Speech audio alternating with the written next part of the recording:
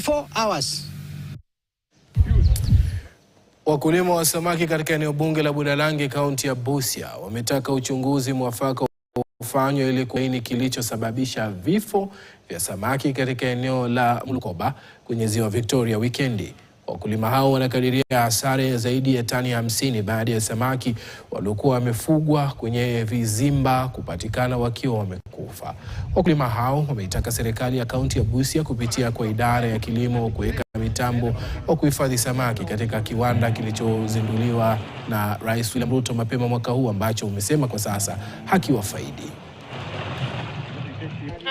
If you are not sure, don't. Tumepata janga ambalo kuanzia jana limebadilisha maji na kuua samaki wetu. Tumepoteza takriban milioni ya pesa hapa ndani.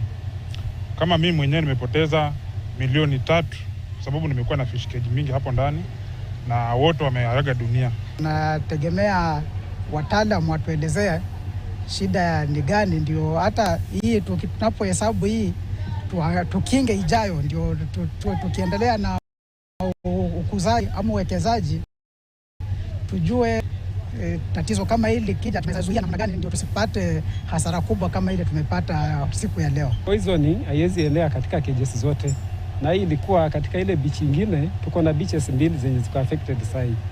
Tuko na beach ya Rudacho.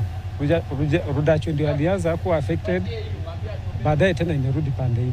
Si poison, ni current tu mbaya ya maji, lack of oxygen. Bunge la Kitaifa limekashifiwa vikali kwa kukosa kuendeleza mchakato wa kubuni sheria ambazo zinaweza kukabili majanga nchini, jambo ambalo